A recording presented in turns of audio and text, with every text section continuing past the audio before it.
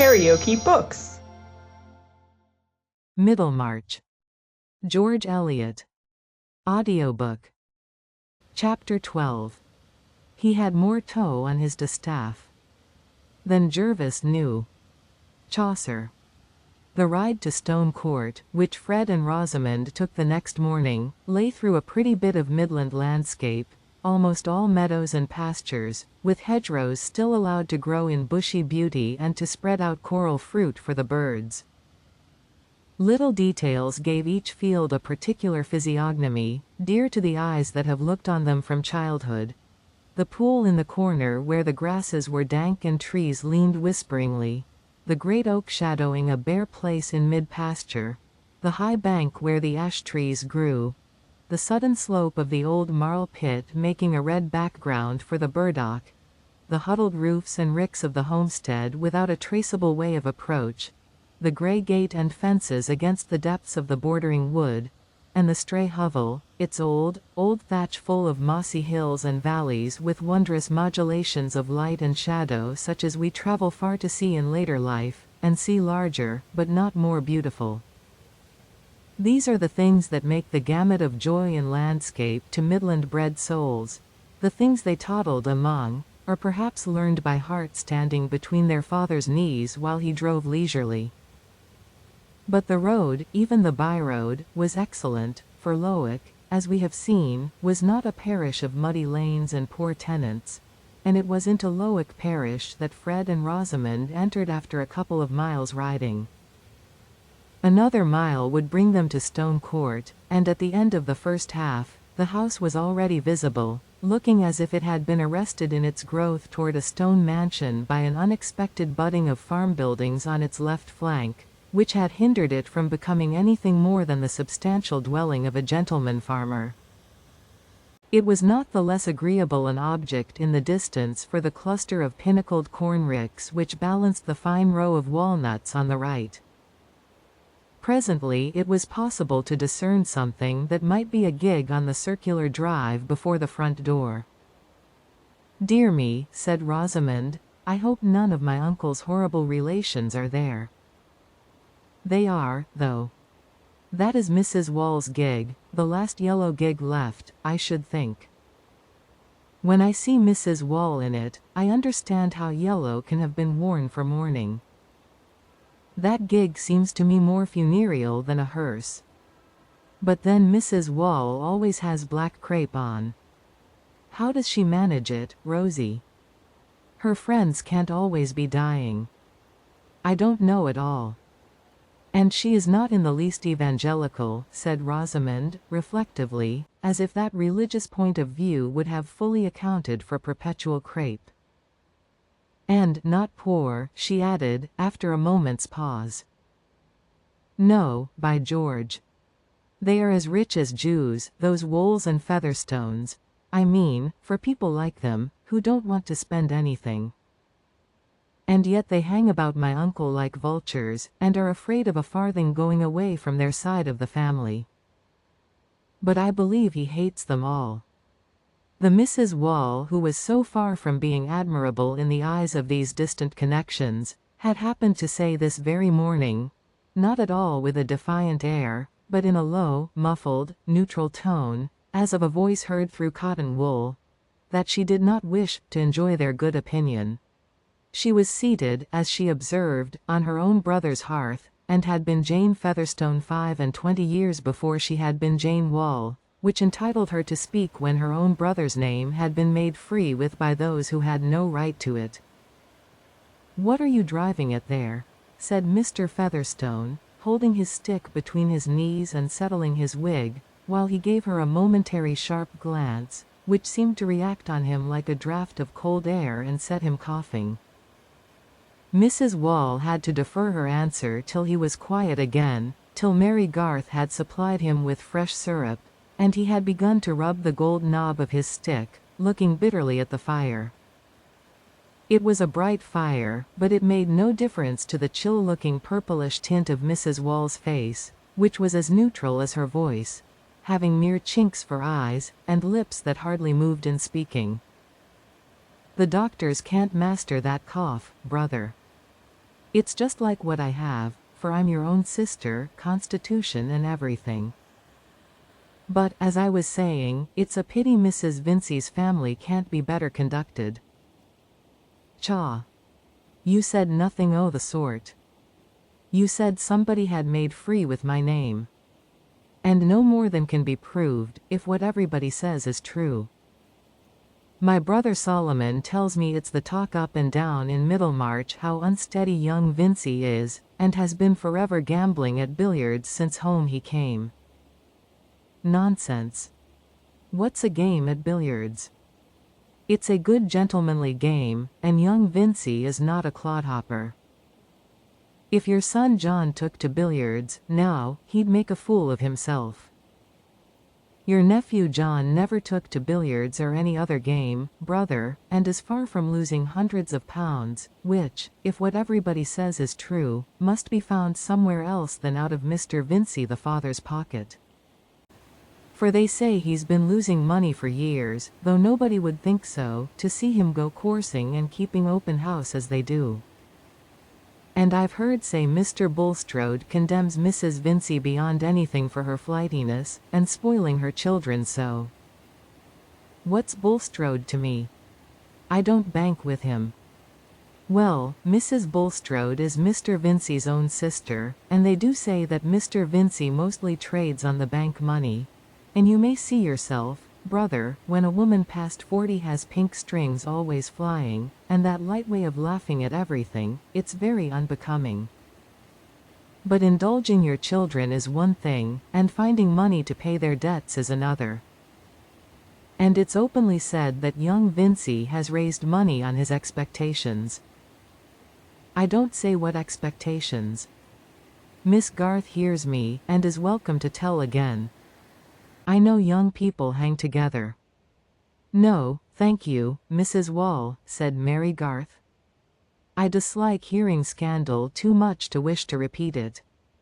Mr. Featherstone rubbed the knob of his stick and made a brief convulsive show of laughter, which had much the same genuineness as an old whist player's chuckle over a bad hand.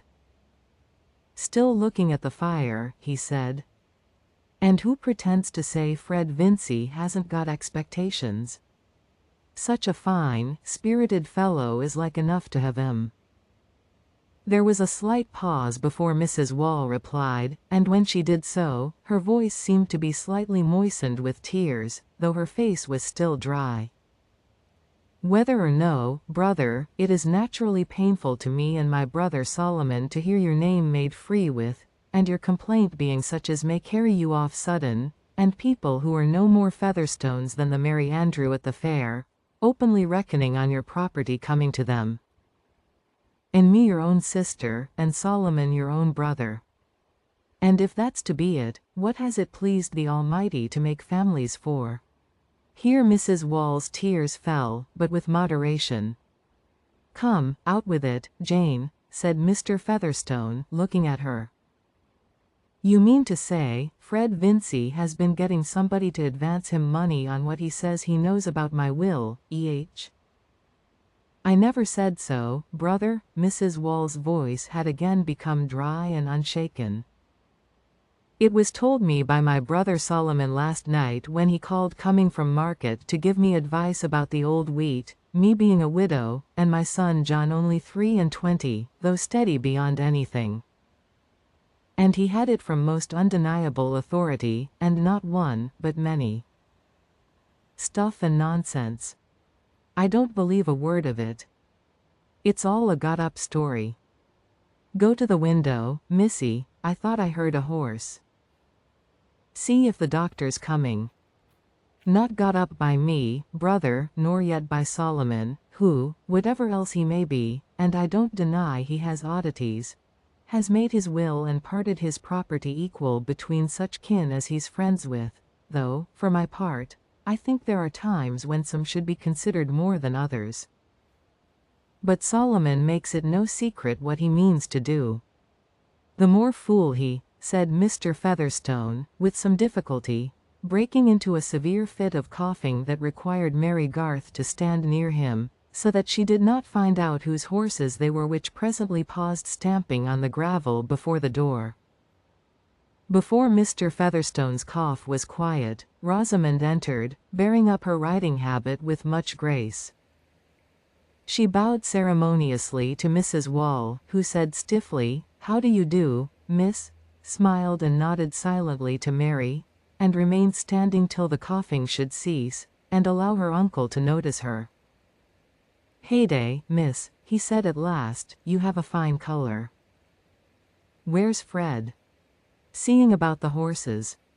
He will be in presently." Sit down, sit down.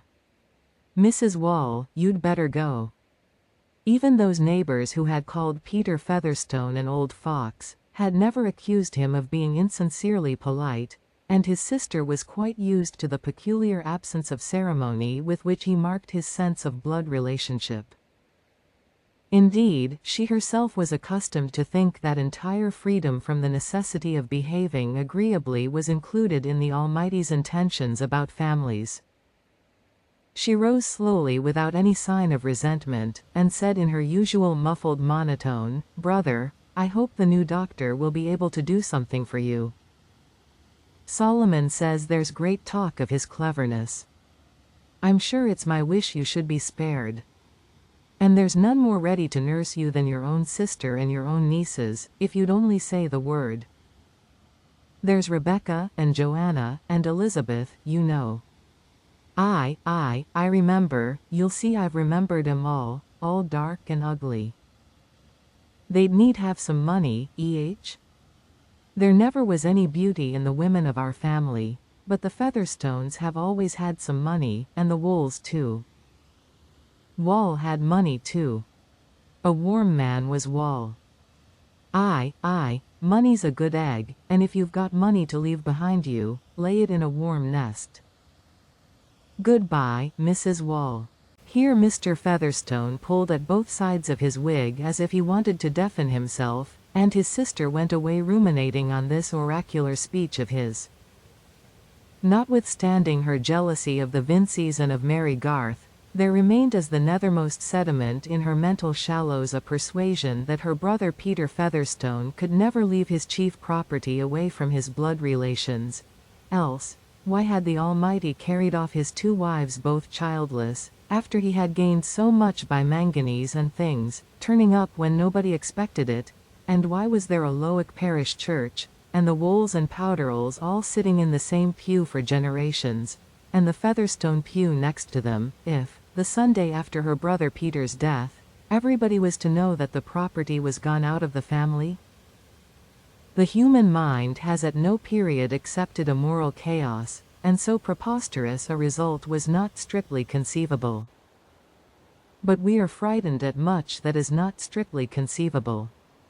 When Fred came in, the old man eyed him with a peculiar twinkle, which the younger had often had reason to interpret as pride in the satisfactory details of his appearance. "You two misses go away," said Mr. Featherstone. "I want to speak to Fred. Come into my room, Rosamond, you will not mind the cold for a little while," said Mary. The 2 girls had not only known each other in childhood, but had been at the same provincial school together, Mary as an articled pupil, so that they had many memories in common, and liked very well to talk in private. Indeed, this tête-à-tête was one of Rosamond's objects in coming to Stone Court. Old Featherstone would not begin the dialogue till the door had been closed. He continued to look at Fred with the same twinkle and with one of his habitual grimaces, alternately screwing and widening his mouth, and when he spoke, it was in a low tone, which might be taken for that of an informer ready to be bought off, rather than for the tone of an offended senior. He was not a man to feel any strong moral indignation even on account of trespasses against himself. It was natural that others should want to get an advantage over him, but then, he was a little too cunning for them. "So, sir, you've been paying 10% for money which you've promised to pay off by mortgaging my land when I'm dead and gone, You put my life at a 12-month, say? But I can alter my will yet. Fred blushed. He had not borrowed money in that way, for excellent reasons. But he was conscious of having spoken with some confidence, perhaps with more than he exactly remembered, about his prospect of getting Featherstone's land as a future means of paying present debts. I don't know what you refer to, sir. I have certainly never borrowed any money on such an insecurity. Please do explain. No, sir, it's you must explain. I can alter my will yet, let me tell you. I'm of sound mind, can reckon compound interest in my head, and remember every fool's name as well as I could 20 years ago. What the deuce? I'm under 80. I say, you must contradict this story. I have contradicted it, sir, Fred answered, with a touch of impatience, not remembering that his uncle did not verbally discriminate contradicting from disproving, though no one was further from confounding the two ideas than old Featherstone, who often wondered that so many fools took his own assertions for proofs. But I contradict it again. The story is a silly lie. Nonsense. You must bring documents. It comes from authority. Name the authority, and make him name the man of whom I borrowed the money, and then I can disprove the story. It's pretty good authority, I think, a man who knows most of what goes on in Middlemarch. It's that fine, religious, charitable uncle yours. Come now. Here Mr. Featherstone had his peculiar inward shake which signified merriment.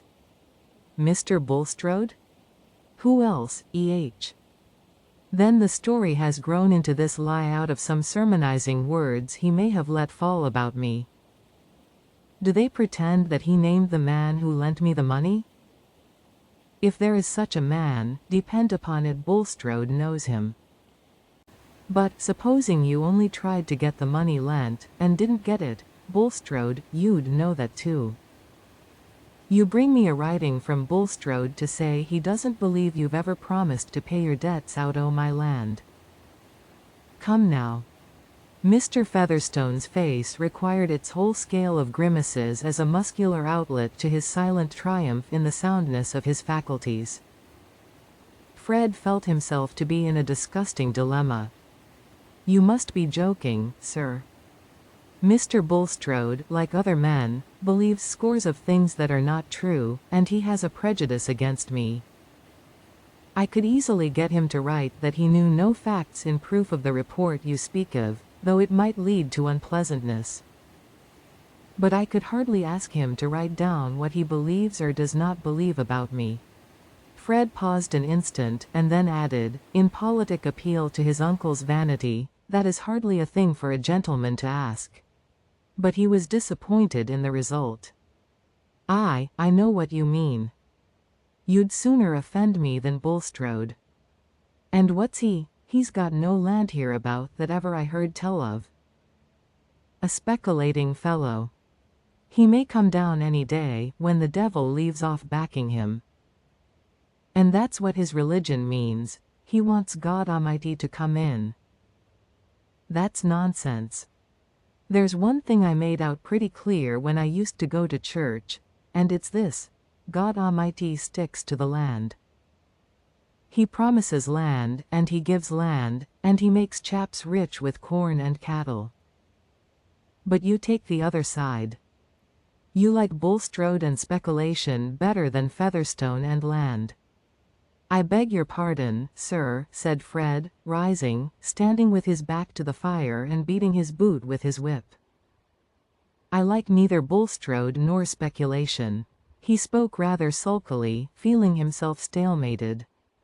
Well, you can do without me, that's pretty clear, said old Featherstone, secretly disliking the possibility that Fred would show himself at all independent. You neither want a bit of land to make a squire of you instead of a starving parson, nor a lift of £100 by the way. It's all one to me. I can make 5 codicils if I like, and I shall keep my bank notes for a nest egg. It's all one to me.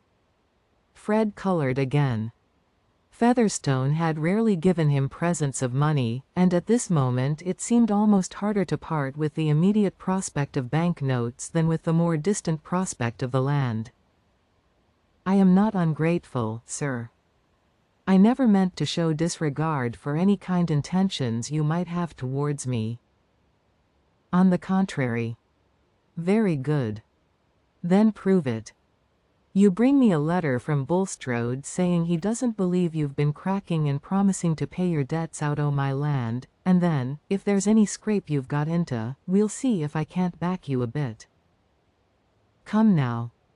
That's a bargain. Here, give me your arm. I'll try and walk round the room." Fred, in spite of his irritation, had kindness enough in him to be a little sorry for the unloved, unvenerated old man, who with his dropsical legs looked more than usually pitiable in walking. While giving his arm, he thought that he should not himself like to be an old fellow with his constitution breaking up, and he waited good-temperedly, first before the window to hear the wonted remarks about the guinea fowls and the weathercock, and then before the scanty bookshelves, of which the chief glories in dark calf were Josephus, Culpeper, Klopstocks, Messiah, and several volumes of the Gentleman's Magazine. "Read me the names o' the books. Come now. You're a college man." Fred gave him the titles. "What did Missy want with more books? What must you be bringing her more books for?" "They amuse her, sir. She is very fond of reading." "A little too fond," said Mr. Featherstone, captiously. "She was for reading when she sat with me. But I put a stop to that. She's got the newspaper to read out loud. That's enough for one day, I should think. I can't abide to see her reading to herself. You mind and not bring her any more books, do you hear?" "Yes, sir, I hear." Fred had received this order before, and had secretly disobeyed it. He intended to disobey it again. "Ring the bell," said Mr. Featherstone. "I want Missy to come down." Rosamond and Mary had been talking faster than their male friends. They did not think of sitting down, but stood at the toilet table near the window while Rosamond took off her hat, adjusted her veil, and applied little touches of her finger-tips to her hair of infantine fairness, neither flaxen nor yellow. Mary Garth seemed all the plainer standing at an angle between the two nymphs, the one in the glass, and the one out of it, who looked at each other with eyes of heavenly blue, deep enough to hold the most exquisite meanings an ingenious beholder could put into them, and deep enough to hide the meanings of the owner if these should happen to be less exquisite. Only a few children in Middlemarch looked blonde by the side of Rosamond, and the slim figure displayed by her riding habit had delicate undulations. In fact, most men in Middlemarch, except her brothers, held that Miss Vincey was the best girl in the world, and some called her an angel. Mary Garth, on the contrary, had the aspect of an ordinary sinner. She was brown, her curly dark hair was rough and stubborn, her stature was low, and it would not be true to declare, in satisfactory antithesis, that she had all the virtues. Plainness has its peculiar temptations and vices quite as much as beauty. It is apt either to feign amiability, or, not feigning it, to show all the repulsiveness of discontent. At any rate, to be called an ugly thing in contrast with that lovely creature your companion, is apt to produce some effect beyond a sense of fine veracity and fitness in the phrase. At the age of 22 Mary had certainly not attained that perfect good sense and good principle which are usually recommended to the less fortunate girl, as if they were to be obtained in quantities ready mixed, with a flavor of resignation as required. Her shrewdness had a streak of satiric bitterness continually renewed and never carried utterly out of sight, except by a strong current of gratitude towards those who, instead of telling her that she ought to be contented, did something to make her so. Advancing womanhood had tempered her plainness, which was of a good human sort, such as the mothers of our race have very commonly worn in all latitudes under a more or less becoming headgear. Rembrandt would have painted her with pleasure, and would have made her broad features look out of the canvas with intelligent honesty.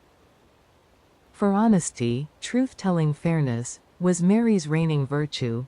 She neither tried to create illusions, nor indulged in them for her own behoof, and when she was in a good mood she had humor enough in her to laugh at herself.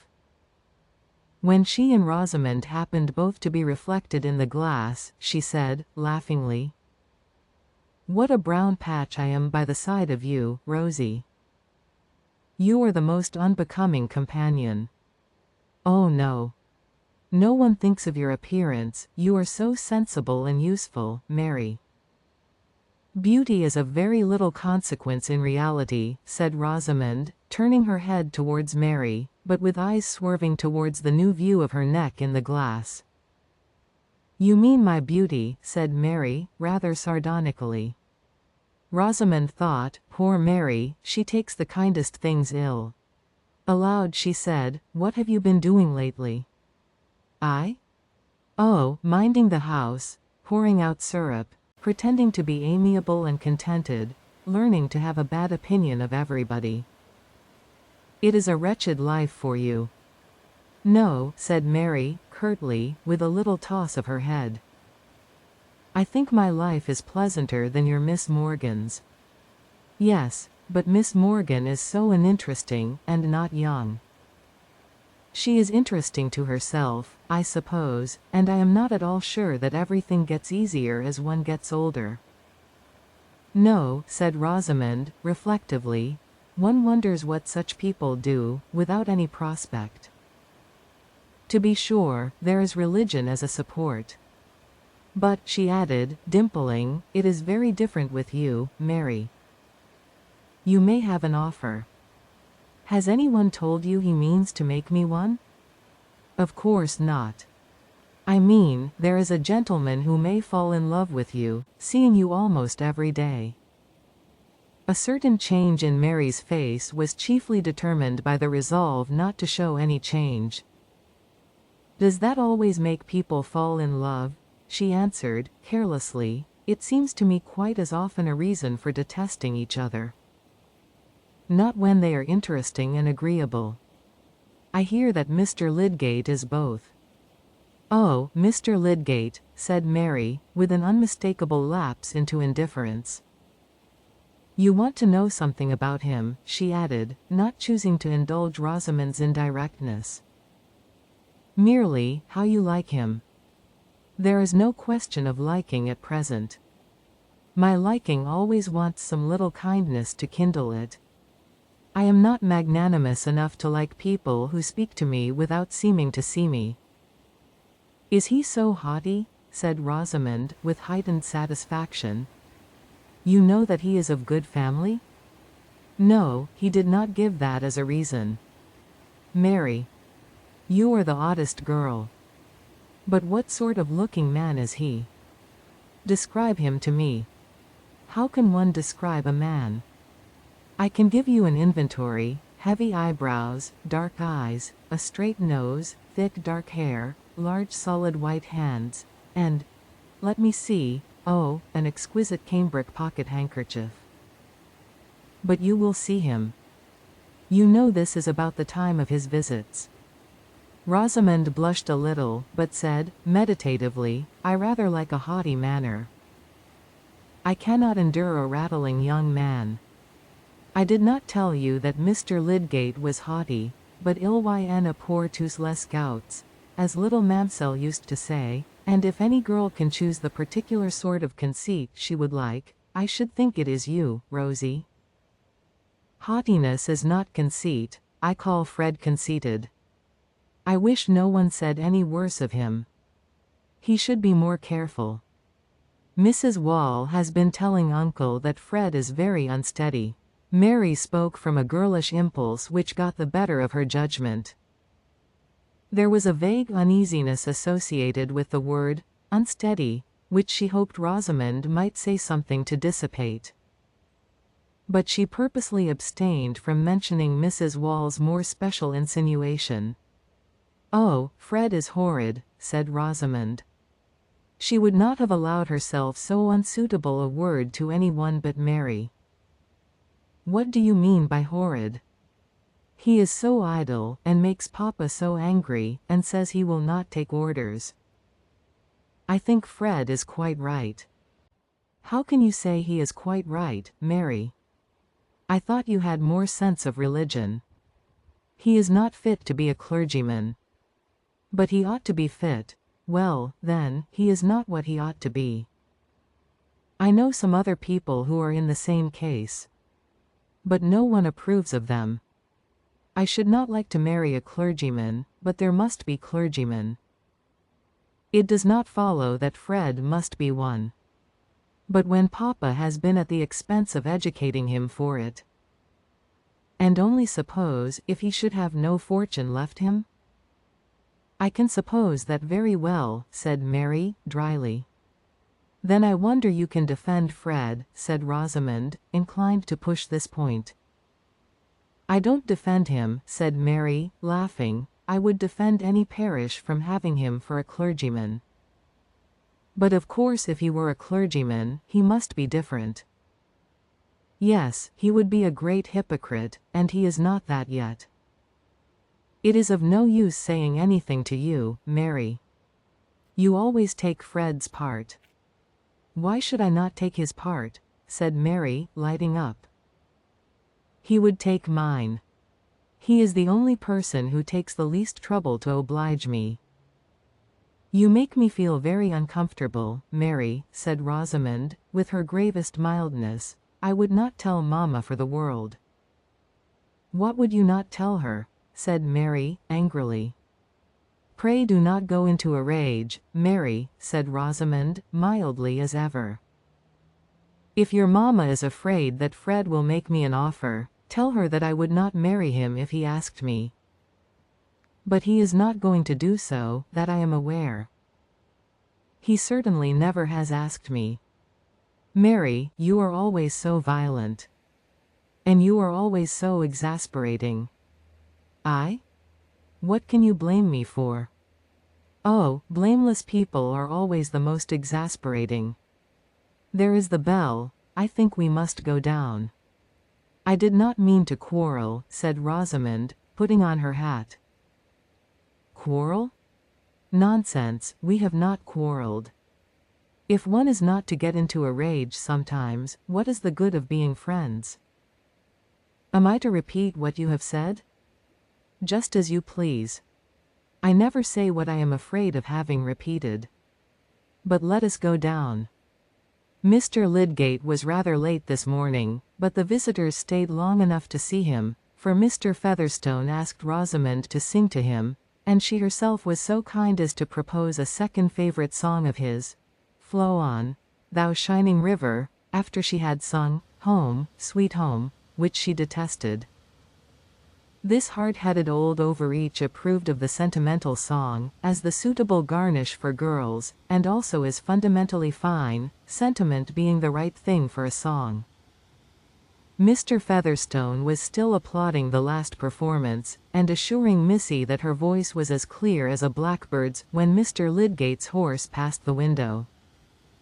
His dull expectation of the usual disagreeable routine with an aged patient, who can hardly believe that medicine would not set him up, if the doctor were only clever enough, added to his general disbelief in Middlemarch charms, made a doubly effective background to this vision of Rosamond, whom old Featherstone made haste ostentatiously to introduce as his niece, though he had never thought it worth while to speak of Mary Garth in that light.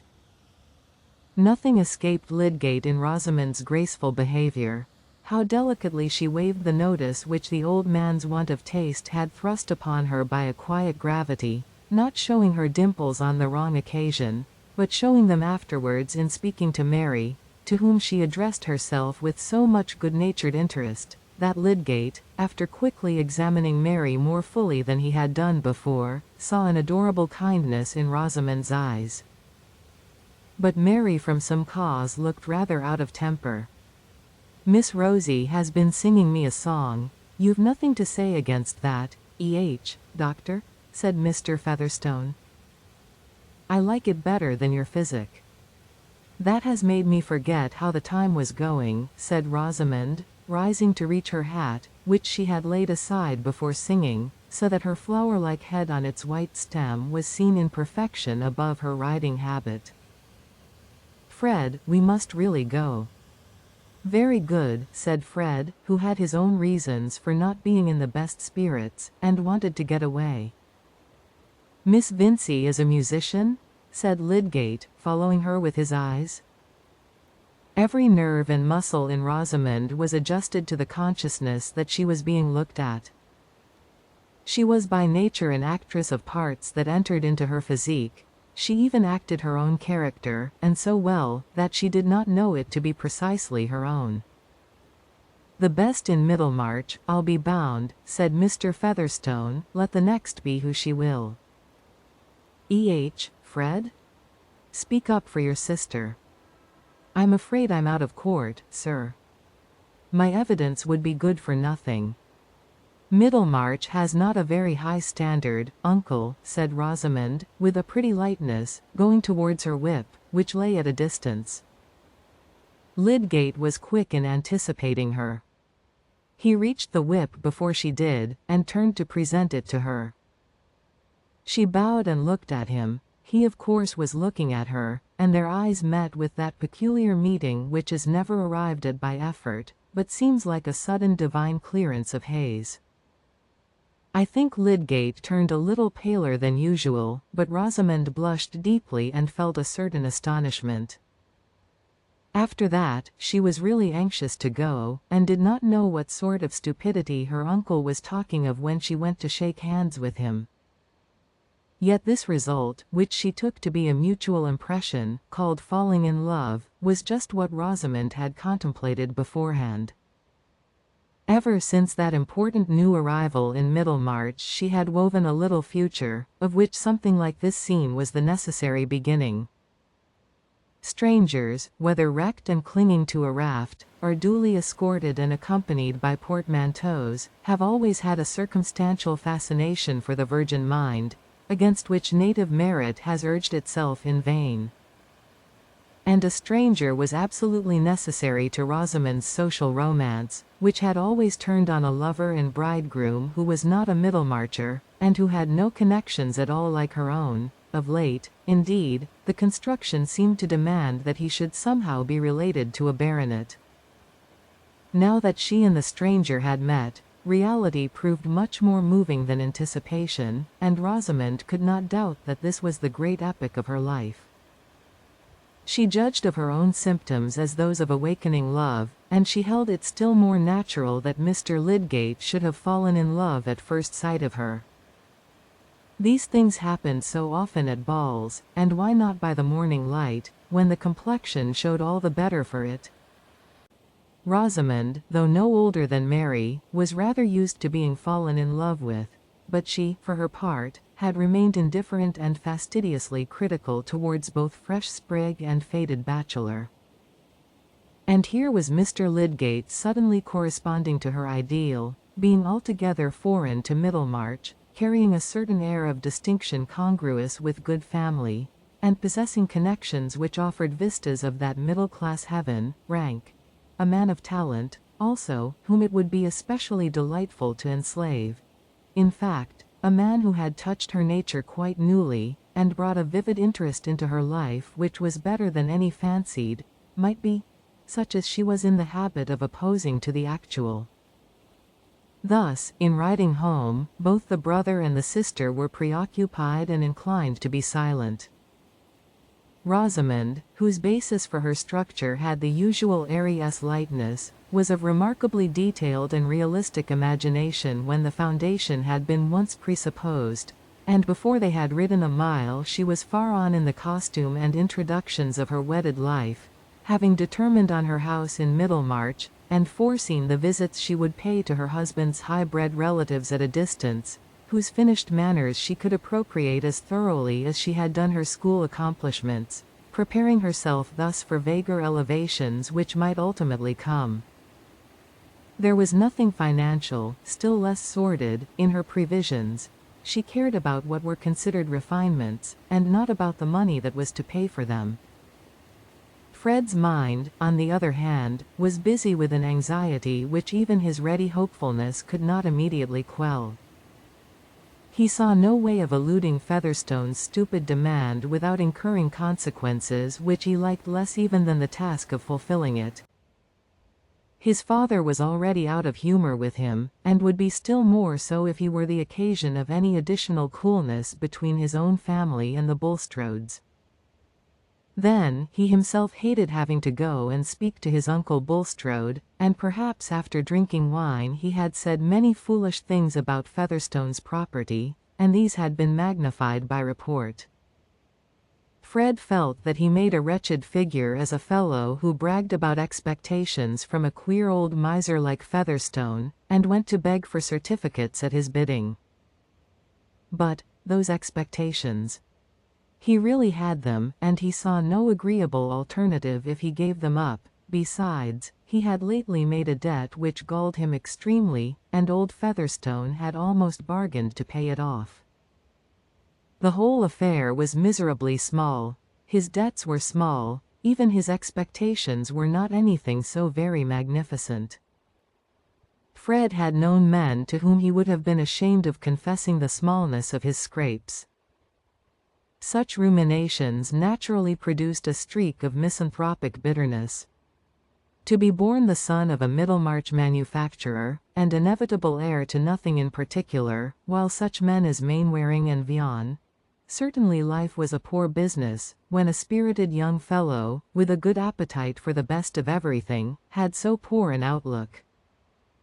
It had not occurred to Fred that the introduction of Bulstrode's name in the matter was a fiction of old Featherstone's, nor could this have made any difference to his position. He saw plainly enough that the old man wanted to exercise his power by tormenting him a little, and also probably to get some satisfaction out of seeing him on unpleasant terms with Bulstrode. Fred fancied that he saw to the bottom of his uncle Featherstone's soul, though in reality half what he saw there was no more than the reflex of his own inclinations. The difficult task of knowing another soul is not for young gentlemen whose consciousness is chiefly made up of their own wishes. Fred's main point of debate with himself was, whether he should tell his father, or try to get through the affair without his father's knowledge. It was probably Mrs. Wall who had been talking about him, and if Mary Garth had repeated Mrs. Wall's report to Rosamond, it would be sure to reach his father, who would as surely question him about it. He said to Rosamond, as they slackened their pace, "Rosie, did Mary tell you that Mrs. Wall had said anything about me?" "Yes, indeed, she did." "What?" "That you were very unsteady." "Was that all?" "I should think that was enough, Fred." "You're sure she said no more?" "Mary mentioned nothing else." "But really, Fred, I think you ought to be ashamed." "Oh, fudge. Don't lecture me. What did Mary say about it?" "I am not obliged to tell you."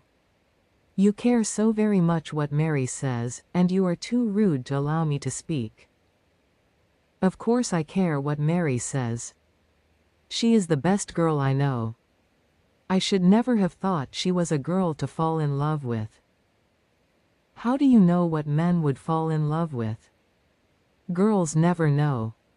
At least, Fred, let me advise you not to fall in love with her, for she says she would not marry you if you asked her." "She might have waited till I did ask her." "I knew it would nettle you, Fred." "Not at all. She would not have said so if you had not provoked her." Before reaching home, Fred concluded that he would tell the whole affair as simply as possible to his father, who might perhaps take on himself the unpleasant business of speaking to Bulstrode. Book 2. Old and Young. If you liked what you heard, please subscribe to the channel.